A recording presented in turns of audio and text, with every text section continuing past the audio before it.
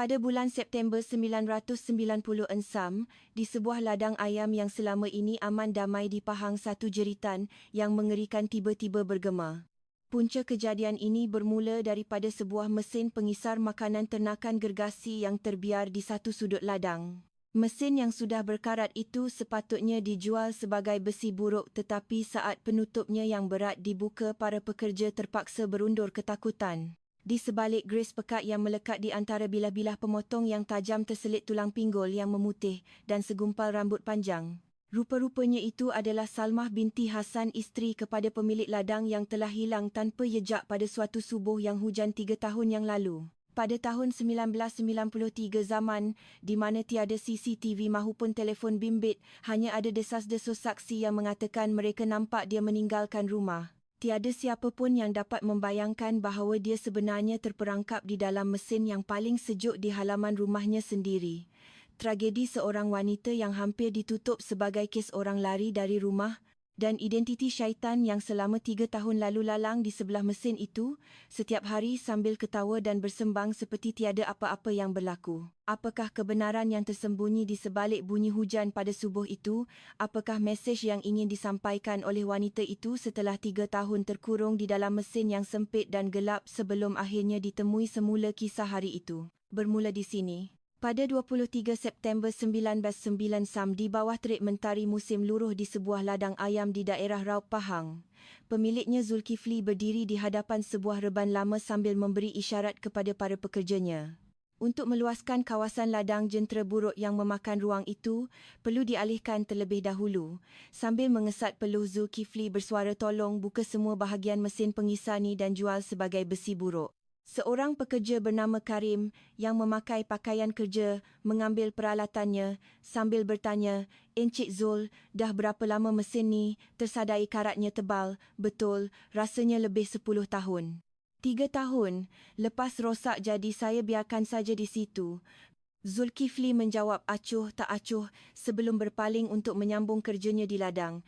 Bahagian dalam reban itu dipenuhi dengan bau habuk yang hapak dan bau besi. 3 orang pekerja berusaha bersama-sama untuk melonggarkan bolt yang berkarat dan mengangkat penutup besi yang sangat berat itu. 1, 2, 3. "Angkat fuh beratnya." Seorang pekerja muda menyalakan lampu suluh dan menyuluh ke dalam mesin pengisar. Kelihatan ketulan-ketulan gris hitam pekat melekat di antara bilah-bilah pemutar. "Apa benda ni semua? Kenapa banyak sangat benda?" tersumbat pekerja muda itu dengan tangannya yang bersarung tangan mencapai dan menarik sekeping serpihan putih yang tersepit di antara bilah. Dengan bunyi kerak, sesuatu tercabut keluar. Mata pekerja muda itu terbeliak apabila melihat apa yang dipegangnya. "Arga, tolong!" pekerja muda itu menjerit sambil jatuh terduduk. Rakan-rakannya terkejut dan segera menghampirinya. "Kenapa ada ular ketu? Tu tulang manusia." "Bukan ketu tulang manusia. Di atas tanah objek yang bergolek itu, jelas kelihatan seperti tulang paha manusia. Di sebelahnya segumpal rambut panjang terbelit ketat pada bilah besi." "Panggil polis cepat!" Zulkifli yang sedang bekerja di ladang terkejut mendengar jeritan itu dan berlari lintang pukang ke arah mereka. Para pekerja sudah pucat lesi dan berundur keluar reban. "Ada apa ni? Ada sesiapa cedera ke Encik Zul? Dalam tu ada orang." Dengan langkah terketar-ketar, Zulkifli menghampiri mesin pengisar itu. Saat dia melihat serpihan tulang putih yang tersepit di antara bilah-bilah berkarat, kakinya terasa longlai. Dia terus terduduk di situ. Anggota polis dari Balai Polis Raub yang menerima laporan tiba di lokasi kejadian selepas jam 3 petang. Mereka segera memasang garisan polis berwarna kuning dan menghalang penduduk kampung daripada mendekat. Pada ketika itu, ibu mentua Zulkifli, Makcik Kalsom, yang baru pulang dari kebun, ternampak kejadian itu. Hatinya berdebar kencang melihat kereta polis berkelip-kelip di hadapan rumahnya dan orang ramai berkerumun.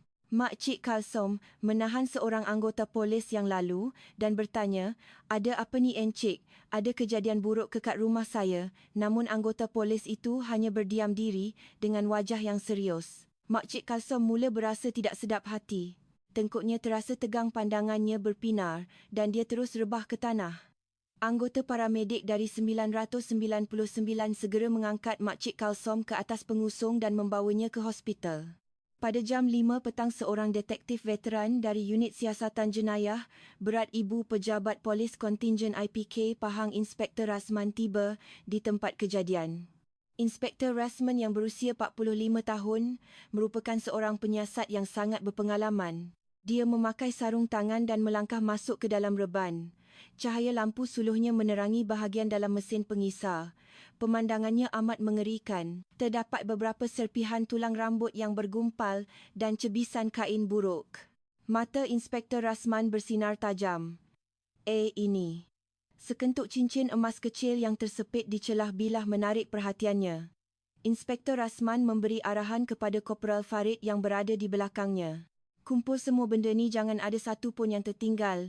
Hantar ke Jabatan Forensik. Bungkus elok-elok. Baik, Tuan. Inspektor Rasman keluar dari reban dan mendekati Zulkifli yang sedang duduk termenung di atas pangkin di halaman rumah. Zulkifli menundukkan kepalanya dan seluruh badannya menggigil. Inspektor Rasman bertanya dengan suara yang perlahan. Encik Zulkifli, tadi Encik kata, bila mesin ni rosak. Zulkifli menjawab dengan suara yang perlahan tanpa mengangkat muka. 3 tahun lepas. Lebih kurang bulan Julai 1990 taga. Bulan Julai. Encik ingat tak tarikh sebenar? Pertengahan bulan, tapi tarikhnya saya tak ingat. Inspektor Rasman mencatat sesuatu di dalam buku notanya sambil memerhatikan wajah Zulkifli dengan teliti. Kenapa tak baiki terus lepas rosak mesin tu? Dah lama sangat, Tuan. Kos baiki dengan beli baru lebih kurang sama saja. Jadi saya beli yang baru, yang lama tu ingat nak buang kemudian. Tapi sibuk cari rezeki terus terlupa. Inspektor Rasman mengangguk dan kembali ke balai polis. Setibanya di balai, Inspektor Rasman mula menyelongkar kabinet fail kes-kes lapuk yang berhabuk. Dia membelik satu persatu rekod dari bulan Julai 1990 dan tangannya tiba-tiba terhenti. 15 Julai 1990 taga. Pelapor Zulkifli bin Ismail. Orang hilang Salmah binti Hasan. Ketika hilang, umur Salmah adalah 32 tahun. Isteri kepada Zulkifli. Inspektor Rasman mengambil fail itu dan memeriksa nama pegawai penyiasat yang bertugas. Serta-merta dahi, Inspektor Rasman berkerut. Nama yang tercatat di ruangan pegawai penyiasat adalah Inspektor Rasman, dirinya sendiri. Inspektor Rasman membuka laci mejanya yang paling dalam dan mengeluarkan laporan penutupan kes yang ditulisnya sendiri 3 tahun lalu. Dengan tangan yang sedikit menggigil, dia mula membaca laporan itu. Mangsa meninggalkan rumah pada waktu subuh dengan alasan untuk menziarahi kubur ibunya di Kuantan. Tiada rekod menaiki bas ditemui. Disyaki lari dari rumah atau terlibat dalam kemalangan biasa semasa dalam perjalanan. Siasatan ditutup. Inspektor Rasman meletakkan laporan itu di atas meja dan mengeluh panjang. Kes yang 3 tahun lalu dianggapnya sebagai kes orang lari dari rumah kini kembali sebagai sebuah tragedi yang mengerikan. 2 hari kemudian, pada 25 September, laporan analisis dari Jabatan Forensik Hospital Besar tiba. Inspektor Rasman membuka sampul surat itu dengan perasaan cemas. Hasil perbandingan rekod pergigian menunjukkan padanan 100% dengan rekod rawatan pergigian Salmah binti Hasan yang dilaporkan hilang pada tahun 1990 terago. Sambil memegang laporan itu, Inspektor Rasman terus menuju ke bilik Ketua Polis Daerah. Dia masuk tanpa mengetuk menyebabkan Ketua Polis Daerah terkejut dan meletakkan cermin matanya di atas meja. Tuan, kes mesin pengisar di ladang ayam itu bukan kematian biasa. Kita perlu buka semula siasatan. Ketua Polis Daerah melihat sekilas dokumen yang dihulurkan oleh Inspektor Rasman. Dahinya berkerut seribu. Rasman, ini kes 3 tahun lepas. Awak nak korek balik cerita lama ni? Kenapa awak tahukan keadaan dalam jabatan sekarang ni tengah serabut? Kalau media hidu pasal siasatan tak cekap 3 tahun lepas, siapa nak bertanggungjawab? Suara Ketua Polis Daerah jelas kedengaran rimas.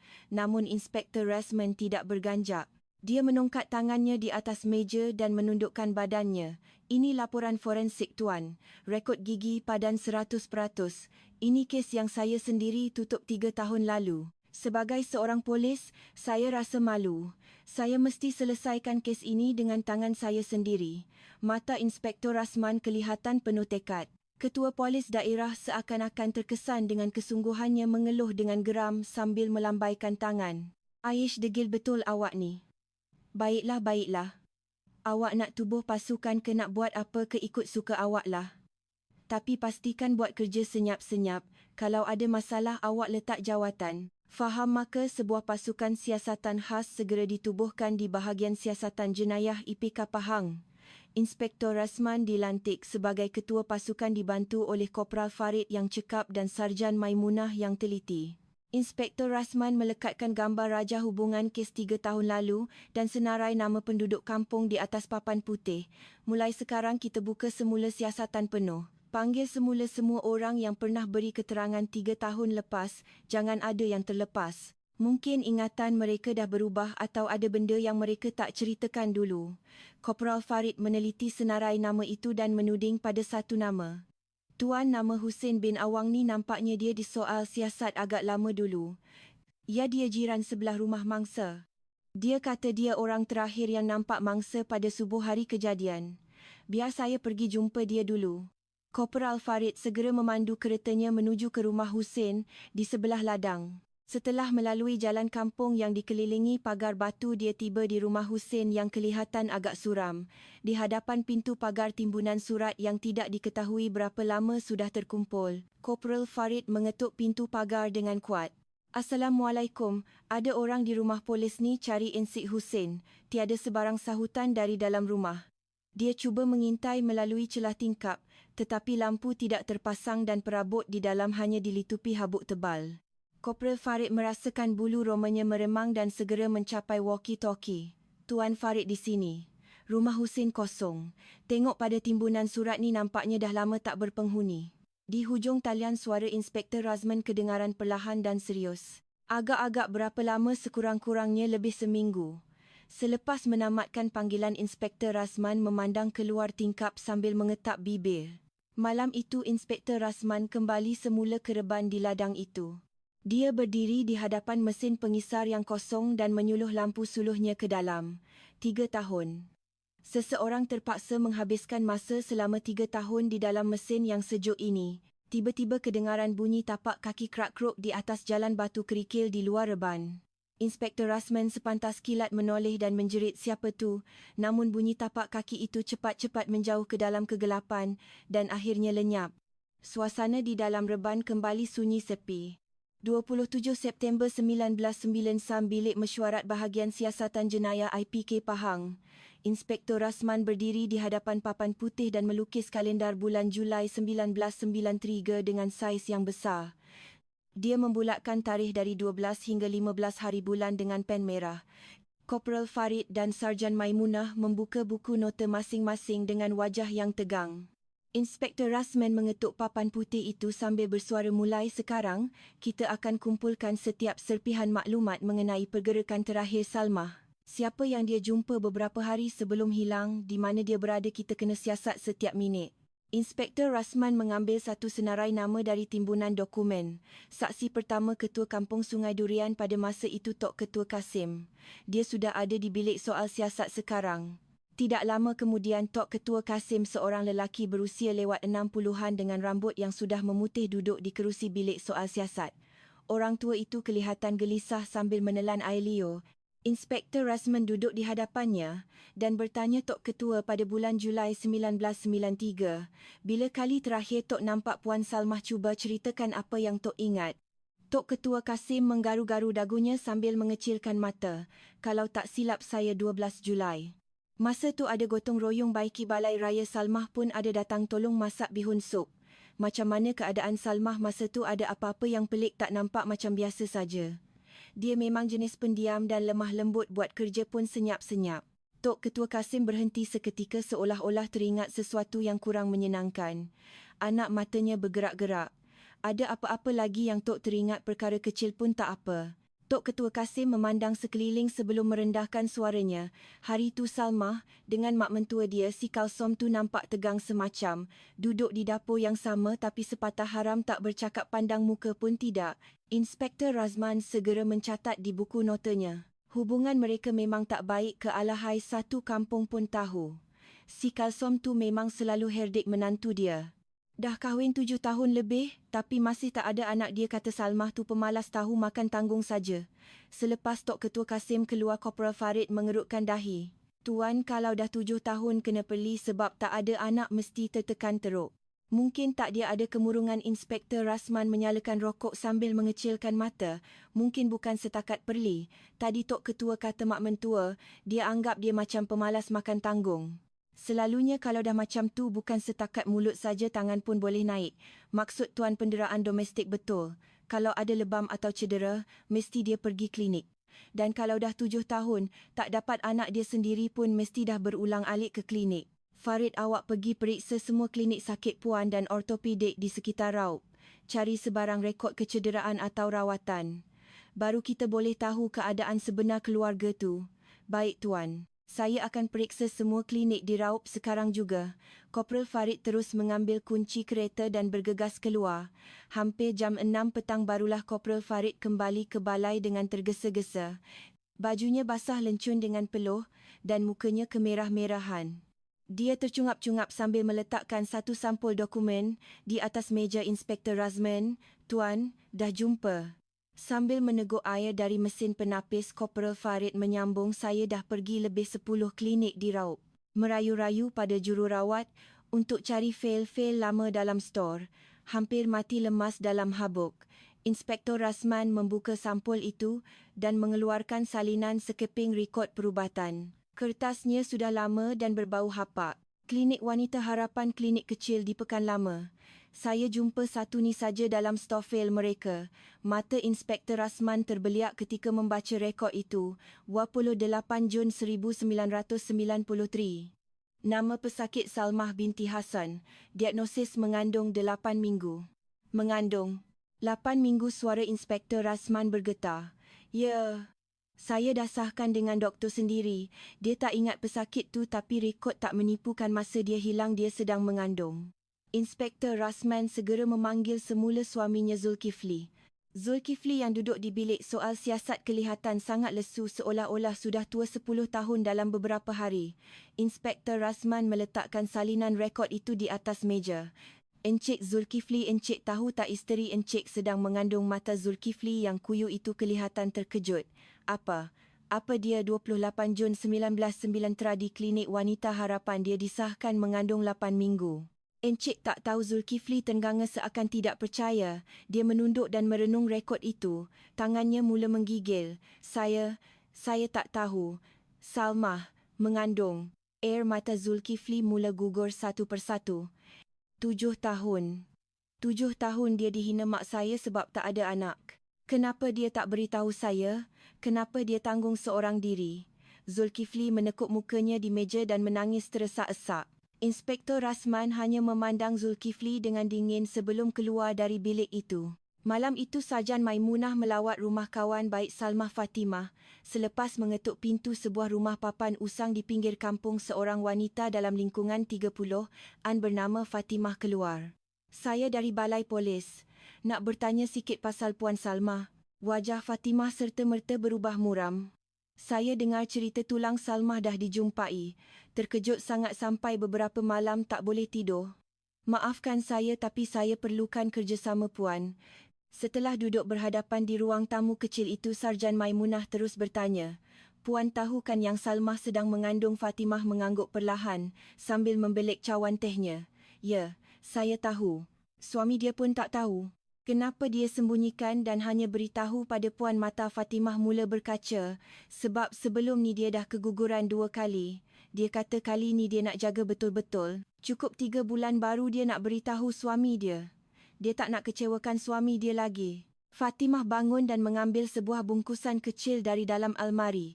Dengan tangan yang terketar-ketar dia membuka ikatan kain batik itu. Sepasang baju bayi berwarna kuning lembut kelihatan. Baju ni kami beli sama-sama di pasar minggu seminggu sebelum dia hilang. Fatimah menekuk baju bayi itu ke mukanya dan menangis. Dia kata cukup 3 bulan baru nak tunjuk pada suami dia. Dia minta saya simpankan. Kalaulah masa tu, saya paksa dia beritahu. Sarjan Maimunah menepuk-nepuk belakang Fatimah dengan lembut sambil bertanya. Sebelum hilang ada tak Salmah cakap dia rasa tak selamat atau takutkan sesiapa? Fatimah mengesat air matanya dan mengangkat muka. Ada. Sebulan sebelum dia hilang dia kata dia takut dengan pakcik jiran sebelah. Pakcik jiran sebelah Husin ya Husin. Duda yang tinggal sebelah ladang tu. Salmah kata lelaki tu selalu pandang dia dengan pandangan gatal. Kalau dia seorang diri di kebun, lelaki itu akan datang dekat-dekat dan cakap bukan-bukan. Sajan Maimunah pantas mencatat. Jadi apa yang dia buat? Fatimah mengeluh. Bodohnya saya masa tu. Saya cuma cakap abaikan saja, duda tu mungkin sunyi. Saya kata tak ada apa-apalah. Kalaulah masa tu saya suruh dia lapor polis. Sarjan Maimunah segera kembali ke balai selepas selesai soal siasat. Sebaik sahaja masuk ke pejabat, dia terus mendapatkan Inspektor Rasman. Tuan, saya ada keterangan penting. Inspektor Rasman mengangkat muka dari timbunan dokumen. Apa dia? Salmah sangat takutkan jiran sebelahnya si Husin. Sebulan sebelum hilang, Husin asyik perhatikan dia dan cuba bercakap dengannya sampai dia rasa tak selesa. Kening Inspektor Rasman terangkat, diganggu secara seksual. Inspektor Rasman berfikir sejenak sebelum bangun dan menuju ke kabinet fail. Dengan perangai Salmah, kalau dia dah rasa takut macam tu, mungkin dia pernah datang balai buat laporan. Kena periksa semula buku log bertugas masa tu. Inspektor Rasman mengeluarkan buku log bertugas tahun 1993 yang sudah berhabuk dan meletakkannya di atas meja. Dia meneliti setiap catatan sebelum tarikh laporan hilang pada 15 Julai. Jari jemarinya terhenti pada tarikh 7 Julai. 7 Julai 1993, 1400 jam. Salmah binti Hasan hadir di Balai Polis Raub. Memohon untuk membuat aduan keselamatan diri, tetapi dinasihatkan pulang kerana anggota bertugas bergegas ke lokasi kes pergaduhan. Tangan Inspektor Rasman menggigil. Pada 7 Julai 1993, pegawai yang bertugas di Balai Polis Raub pada hari itu adalah dirinya sendiri. Inspektor Rasman bingkas bangun, berjalan ke tingkap dan menyalakan sebatang rokok. Tangannya yang memegang pemetik api tidak henti-henti bergetar. Wanita yang disuruhnya pulang dengan alasan sibuk pada hari itu ialah Salmah. Wanita yang mungkin datang untuk meminta tolong untuk diselamatkan telah diabaikan olehnya. Inspektor Rasman mengetap bibir dan berazam, aku mesti tangkap penjenayah tu dengan tangan aku sendiri. Malam itu Inspektor Rasman merenung keterangan yang ditulis oleh Husin 3 tahun lalu. 14 Julai 1993, lebih kurang 4:00 pagi. Keluar untuk buang air kecil, nampak Salmah bawa bungkusan kain berjalan ke arah perhentian bas. Keterangan inilah yang telah memesongkan arah siasatan kepada kes lari dari rumah. Kalau ini semua penipuan, kalau Husin adalah pembunuhnya. Keesokan paginya, Inspektor Rasman dan Korporal Farid menyerbu rumah Husin sekali lagi. Mereka menendang pintu pagar dan masuk, tetapi rumah itu masih kosong. Hanya habuk tebal dan timbunan surat yang menyambut mereka. Tuan jantan ni mesti dah lari. Dia dah hidu kita tengah siasat dia. Inspektor Rasman melihat sekeliling halaman sambil menggelengkan kepala. Jangan buat kesimpulan lagi. Teruskan bertanya pada jiran-jiran. Kembali ke balai, pasukan siasatan mula menyiasat latar belakang semua suspek. Korporal Farid yang sedang meneliti monitor komputer tiba-tiba bersuara, Tuan Zulkifli ni ingatkan bersih, rupa-rupanya ada rekod jenayah. Dia menunjuk pada rekod perkhidmatan tentera Zulkifli di skrin. Tahun 1982, pukul rakan sepasukan dalam berik sebab mabuk, kena kurung 15 hari. Laporan kata dia mabuk teruk masa tu. Inspektor Rasman merenung skrin. Mabuk dan pukul orang. Ada kecenderungan untuk bertindak ganas bila mabuk. Inspektor Rasman berpeluk tubuh sambil berfikir. Tabiat mabuk ni susah nak hilang. Kalau tabiat pukul orang masa mabuk tu, masih ada kemungkinan penderaan domestik tak boleh ditolak. Zulkifli belum terlepas dari senarai suspek. Teruskan pantau dia.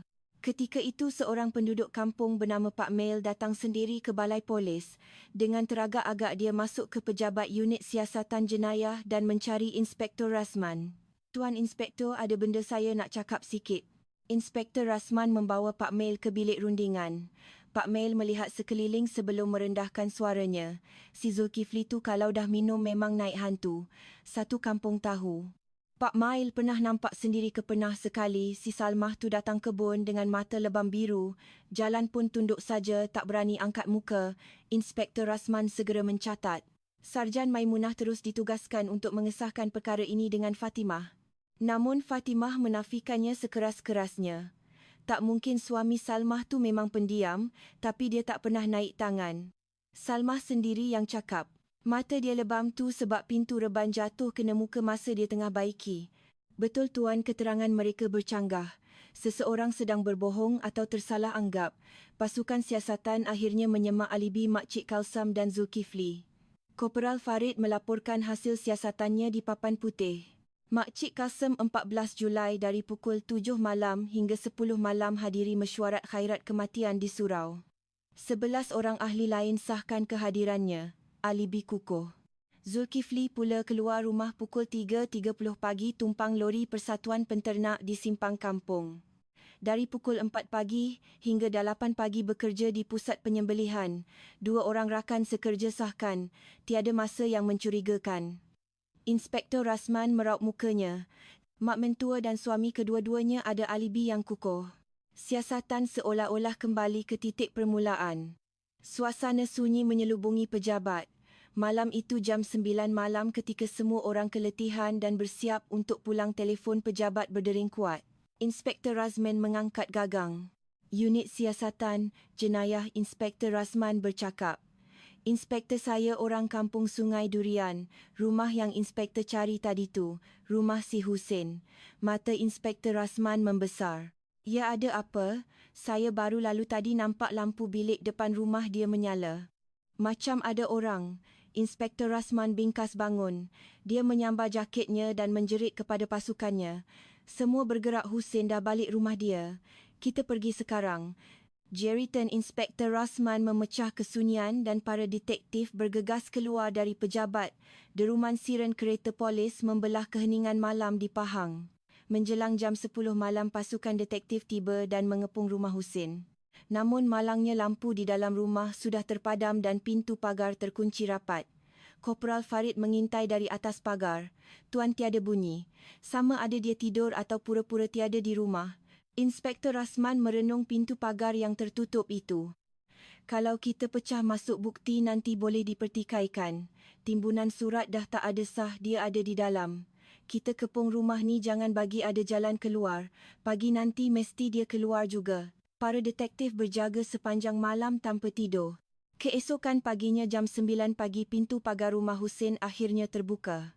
Husin, seorang lelaki berusia lewat 50-an, keluar ke halaman menggeliat dan berjalan santai ke arah kebun kecilnya. Inspektor Rasman memberi isyarat mata kepada Korporal Farid dan kedua-duanya menolak pintu pagar dan masuk. Encik Husin, suara garau Inspektor Rasman mengejutkan Husin menyebabkan cangkul di tangannya terjatuh. Dia memandang kedua-dua lelaki asing itu dari atas ke bawah. Siapa kamu berdua ni masuk rumah orang sesuka hati? Polis dari IPK Pahang. Inspektor Rasman menunjukkan kad kuasanya. Wajah Husin berubah sedikit tetapi dia cepat-cepat mengukir senyuman ramah. Oh, Tuan Polis rupanya. Pagi-pagi lagi dah datang, ada apa ya? Beberapa hari ni encik tak ada di rumah. Pergi ke mana? Oh, saya pergi ke segamat kenduri kahwin anak saudara. Salah ke anak saudara encik? Kata encik cuma datang masa kenduri lepas tu terus balik. 3 hari yang lain encik di mana? Mata Husin kelihatan gelisah. Saya tidur rumah kawan pergi sauna.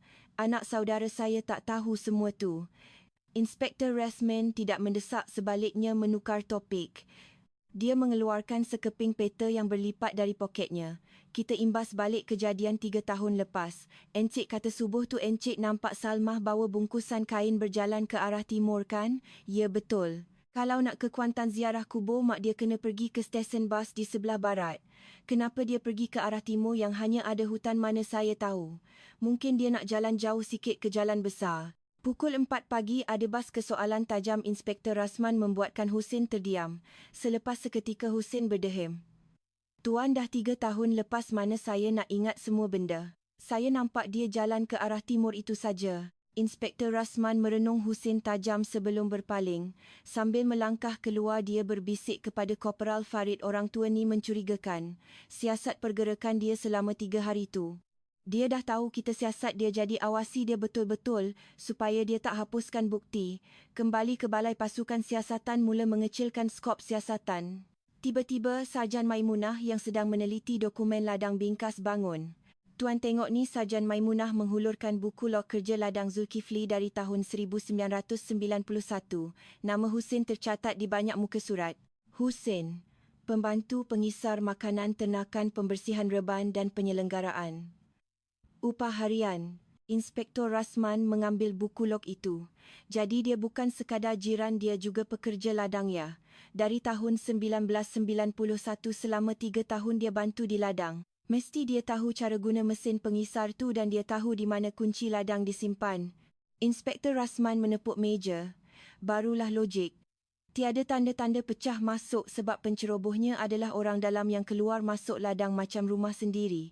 Suasana menjadi tegang. Tepat pada masanya Korporal Farid masuk tergesa-gesa sambil melambai-lambaikan sekeping kertas faks. Tuan, laporan dari Jabatan Meteorologi dah sampai. Cuaca pada subuh 14 Julai 1909 Tagan. Inspektor Rasman merampas kertas faks itu. Amaran hujan lebat. Hujan 30 mm, sejam disertai guruh dan kilat. Inspektor Rasman ketawa sinis. Subuh pukul 4 pagi, dalam hujan lebat sampai tak nampak jalan, dia kata nampak orang, siap, nampak bawa bungkusan kain lagi penipu besar. Semua petunjuk kini mengarah kepada Husin. Dia orang dalam yang tahu selok-belok ladang mengganggu mangsa dan mereka cerita alibi palsu. Tetapi tiada bukti kukuh. Malam itu jam 9.30 malam. Korporal Farid yang sedang bersembunyi di dalam semak berhampiran rumah Husin menghubungi melalui walkie-talkie dengan suara cemas. Tuan, ada pergerakan. Husin keluar ke halaman belakang. Inspektor Rasman yang bersiap sedia di balai menggenggam walkie-talkie. Dia buat apa? Dia hidupkan api dalam tong drum. Dan dia bawa keluar satu beg plastik hitam. Nampaknya dia nak bakar sesuatu. Inspektor Rasman bingkas bangun. Tindakan membakar sesuatu secara rahsia pada waktu malam sejurus selepas disoal siasat polis jelas merupakan cubaan menghapuskan bukti. Jangan biarkan kita kena halang sebelum semua hangus. Semua bergerak kereta-kereta polis memecut laju dalam kegelapan malam. Setibanya di lokasi, Inspektor Rasman melihat api menjulang dari sebalik pagar. Farid masuk padamkan api atas arahan Inspektor Rasman. Para detektif melompat pagar. Husin terkejut dan berundur ke belakang. Siapa kamu semua ni? Apa kamu buat di rumah saya? Tepi Korporal Farid menolak Husin ke tepi dan menendang tong drum itu. Dengan bunyi dentuman tong drum itu terbalik dan isinya yang terbakar tumpah ke tanah. Para detektif segera menyimbah tanah untuk memadamkan api. Di tengah-tengah asap yang menyesakkan, Inspektor Rasman menyuluh lampu suluhnya. Kelihatan gumpalan kertas yang separa hangus dan sehelai baju kebaya wanita yang lusuh. Dan di antara semua itu, sebuah dompet kecil yang rentung. Inspektor Rasman mengambil dompet itu dengan tangannya yang bersarung tangan. Di dalamnya sekeping kad pengenalan yang separuh cair kelihatan. Walaupun sudah rentung 3 patah perkataan pada nama itu masih jelas. Kad pengenalan, Salmah binti Hasan. Inspektor Rasman perlahan-lahan mengangkat kepala dan merenung Husin. Encik Husin, kenapa dompet Salmah binti Hasan yang hilang 3 tahun lalu ada dalam tong drum awak? Wajah Husin menjadi pucat lesi. Dia berundur sehingga terduduk di tepi pagar. Inspektor Rasman mengeluarkan gari dan berkata dengan dingin, Husin bin Awang, awak ditahan kerana disyaki membunuh dan menyembunyikan mayat. 30 September 1994, pagi di bilik soal siasat IPK Pahang. Husin yang ditahan semalaman duduk dengan tangan bergari sambil merenung meja. Walaupun dompet mangsa ditemui di tong drumnya, dia masih berkeras menafikan dan mendakwa dirinya tidak bersalah. Inspektor Rasman masuk membawa timbunan fail dan duduk di hadapannya. Matanya merah kerana tidak tidur tetapi renungannya tetap tajam. Encik Husin selesa tidur malam tadi. Walaupun dompet dah jumpa, awak masih nak cakap tak tahu awak kutip dompet tu. Itu saja alasan awak? Husin mendengus. Memang saya kutip, nak cakap apa lagi? Mungkin tersilap masuk masa saya bakar sampah. Takkan sebab tu saja tuan nak tuduh saya membunuh tersilap. Kalau macam tu ini pun tersilap juga. Inspektor Rasman membentangkan laporan analisis forensik di atas meja. Ini hasil analisis serat halus dan sisa yang ditemui di celah bilah mesin pengisar. Mata Husin melirik ke arah laporan itu. Serat-serat tu mengandungi kesan nikotin yang sangat tinggi. Nikotin seorang perokok tegar yang sudah lama melekat. Inspektor Rasman mencondongkan badannya ke hadapan. Mangsa Salmah tidak merokok. Suaminya Zulkifli juga tidak merokok. Ibu mentuanya Makcik Kalsam Allah pada bau rokok. Tiada sesiapa di rumah itu yang merokok. Jari jemari Husin mula menggeletar. Encik Husin merokokkan rokok apa yang Encik hisap? Husin menelan air liur. Saya hisap rokok daun. Salah ke sudah lebih 30 tahun Encik merokokkan kesan nikotin yang ditemui dalam mesin pengisar itu sepadan dengan jenis tembakau yang Encik hisap. Ini bukti Encik pernah sentuh bahagian dalam mesin tu. Dulu masa saya tolong kerja di ladang mungkin saya merokok sambil bekerja. Habuk rokok saya masuk dalam tu agaknya. Itu bukan bukti bunuh Husin, menjerit cuba mempertahankan diri. Ketika itu pintu bilik soal siasat terbuka dan Sarjan Maimunah masuk. Di tangannya ada sebuah beg bukti lut sinar, tuan hasil geledahan di rumah Husin.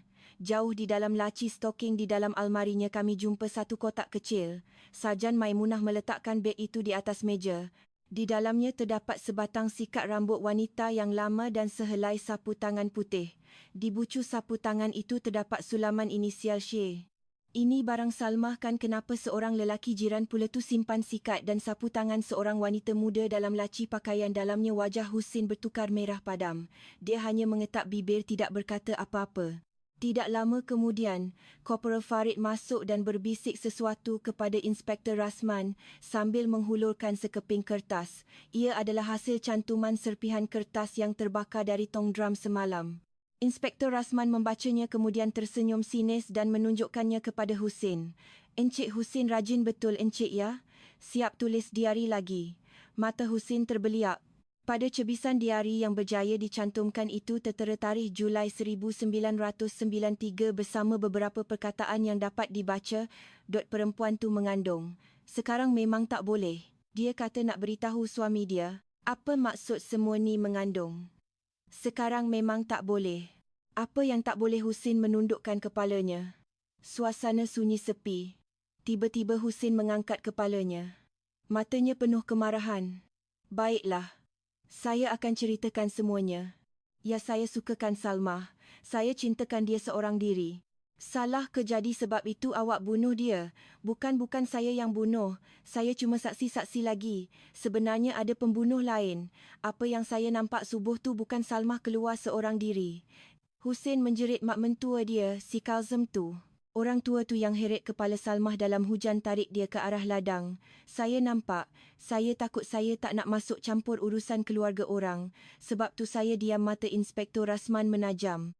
Makcik Kalsom heret menantunya. Awak boleh bertanggungjawab dengan kata-kata awak. Saya nampak dengan mata kepala saya sendiri. Orang tua tu benci menantu dia yang bunuh.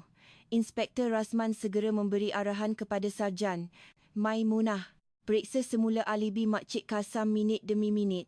Kalau ada sebarang keraguan laporkan segera. Pasukan siasatan menyemak semula pergerakan Makcik Kasam pada 14 Julai 1993. Hasilnya bertentangan sama sekali dengan dakwaan Husin.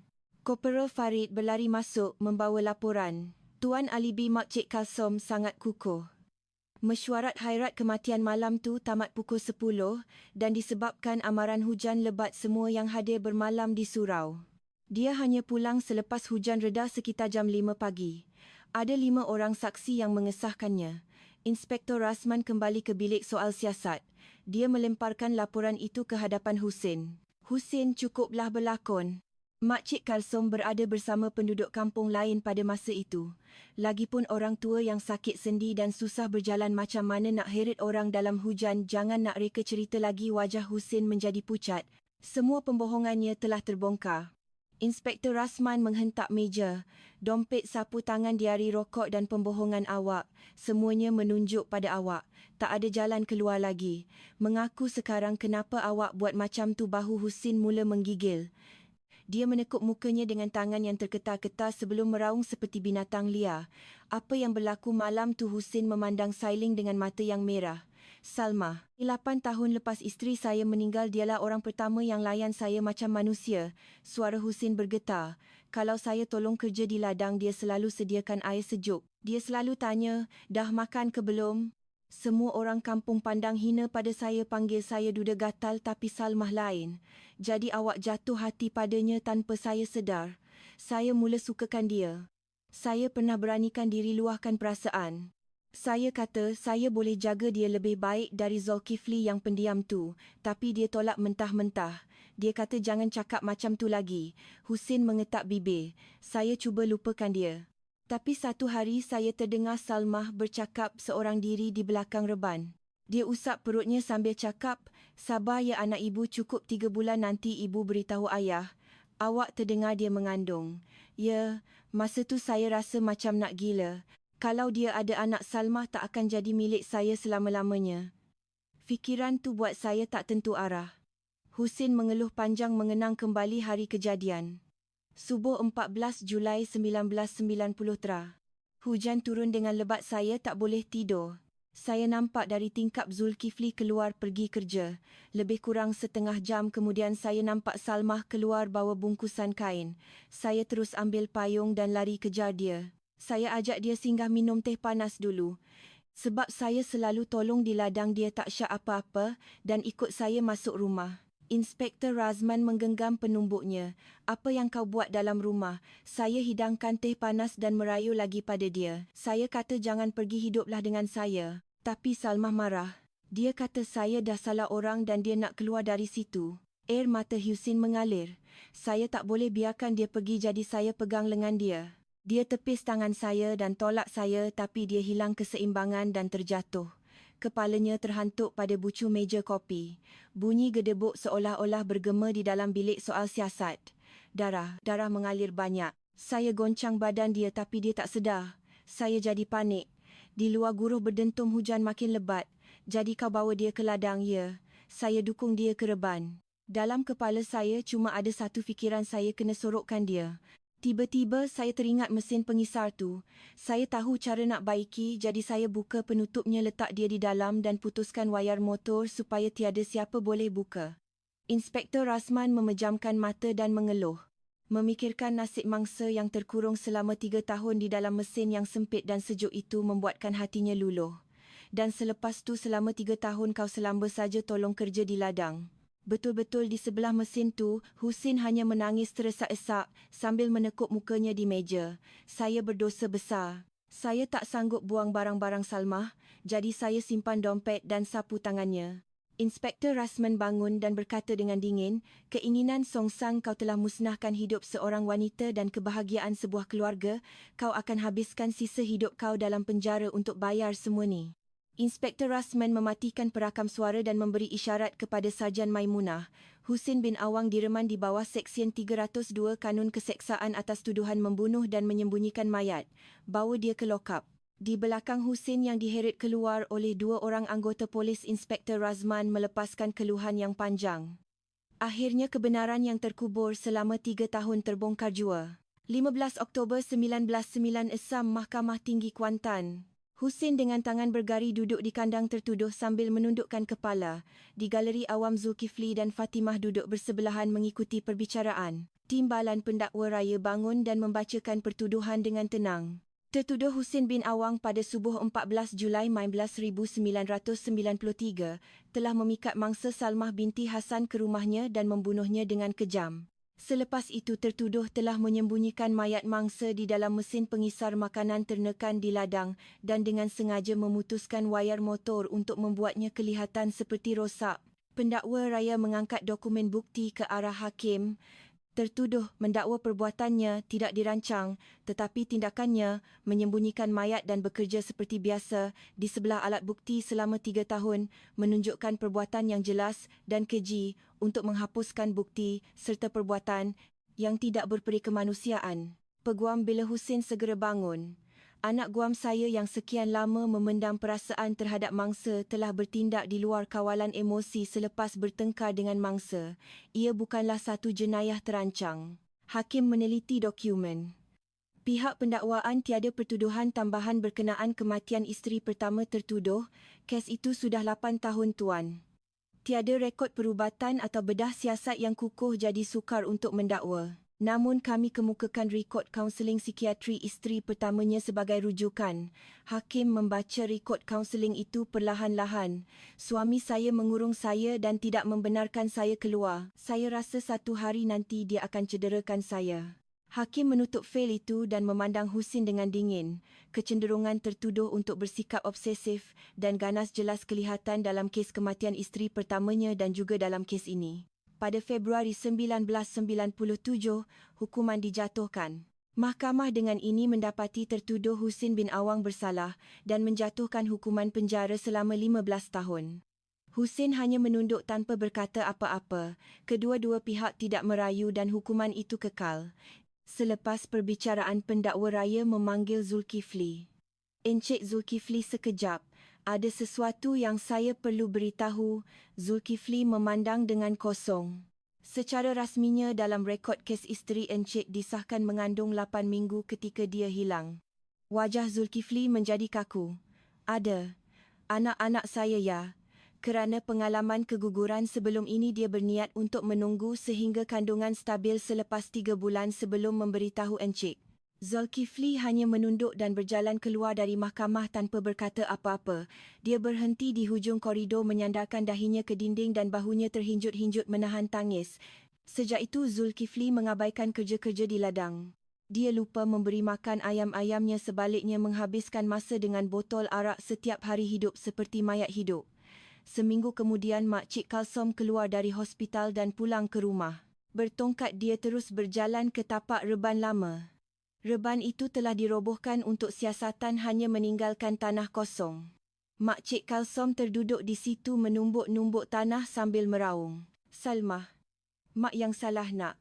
Mak yang bunuh kau." Suara serak Makcik Kalsom bergema di halaman yang kosong. "Kalau mak tak layan kau teruk-teruk, kau tak akan lari subuh-subuh macam tu. Kalau macam tu, kau tak akan jumpa jantan gila tu." Pihak polis menghubungi mereka untuk menuntut mayat. Apa yang tinggal hanyalah beberapa serpihan tulang kecil yang ditemui di dalam mesin pengisar. Makcik Kalsom mengumpulkan sisa tulang dan segumpal rambut itu lalu membuat sebuah kubur kecil di atas bukit yang cerah di belakang ladang. Sejak itu, tidak kira hujan atau panas, setiap pagi Makcik Kalsom akan menziarahi kubur itu. Dia akan meletakkan sebekas air jernih dan duduk termenung sehingga senja. Fatimah selepas memberi keterangan di mahkamah memutuskan untuk berpindah dari kampung itu. Rasa bersalah kerana tidak mengambil serius aduan Salmah tentang jirannya membuatkan dia tidak sanggup lagi tinggal di situ. Sehari sebelum berpindah, Fatimah datang berjumpa Zulkifli. Di tangannya ada sebuah bungkusan kain batik yang lusuh. "Ini, Salmah amanahkan pada saya." Apabila bungkusan itu dibuka, sepasang baju bayi berwarna kuning lembut kelihatan. Tangan Zulkifli menggigil. Dia kata, "Cukup 3 bulan, nanti baru nak tunjuk pada abang." Fatimah menangis dan terus berlalu pergi. Zulkifli memeluk baju bayi yang kecil itu ke dadanya dan menangis tanpa henti. Sementara itu, Inspektor Rasman sedang melengkapkan laporan penutupan kes. Di muka surat terakhir, dia menekan pennya dan menulis, "Pada 7 Julai 1993 mangsa telah hadir ke Balai Polis Raup untuk meminta bantuan, tetapi telah dinasihatkan pulang oleh pegawai bertugas. Sekiranya aduan itu dilayan dengan betul dan sekiranya keterangan palsu Husin tidak diterima, bulat-bulat tragedi ini mungkin dapat dielakkan." Inspektor Rasman meletakkan pennya dan memejamkan mata seketika. Ia adalah catatan penyesalan atas kecuaiannya sendiri. Tidak lama kemudian, dia mengambil pennya semula dan menambah, "Dengan ini dicadangkan dengan tegas agar prosedur operasi standard dalaman dipinda untuk mewajibkan pengesahan di lokasi kejadian dan semakan silang bagi semua keterangan saksi dalam kes orang hilang di masa hadapan." Tanah bersebelahan ladang yang didaftarkan atas nama Salmah secara sah diwariskan kepada suaminya Zulkifli. Namun Zulkifli menjual tanah itu dengan harga yang murah. Semua hasil jualan itu dipindahkan ke akaun abang iparnya di Kuantan. Di hujung talian, abang Salmah bertanya dengan cemas, "Zul, kenapa bagi abang duit banyak ni? Ini hak kau. Abang, ini bahagian Salmah." "Biarlah keluarga Salmah yang guna. Saya tak layak. Maafkan saya." Zulkifli terus meletakkan telefon. Abang Salmah menggunakan wang itu untuk membeli sebuah lot di kolumbarium yang menghadap laut di Kuantan dan meletakkan papan nama adiknya di situ. 2 nama terukir bersebelahan, Salmah binti Hasan dan bayi yang tidak sempat dilahirkan. Projek pembesaran ladang akhirnya dibatalkan. Zulkifli menjual semua ayamnya dan menutup ladang itu. Mesin pengisar yang mengerikan itu dirampas oleh polis sebagai bahan bukti dan tapak reban itu kini hanya ditumbuhi lalang. 14 Julai 1997, genap 4 tahun selepas Salmah pergi. Zulkifli meletakkan sebiji batu besar di tapak reban lama. Dia menggali lubang di sebelah batu itu dan menanam baju bayi berwarna kuning itu. Cincin kahwin isterinya yang kemek yang ditemui bersama tulang belulangnya turut ditanam bersama. Zulkifli melutut di hadapan batu itu. Salmah, abang minta maaf. Kenapa tak beritahu abang? Kalau abang tahu ada anak abang akan jaga awak lebih baik.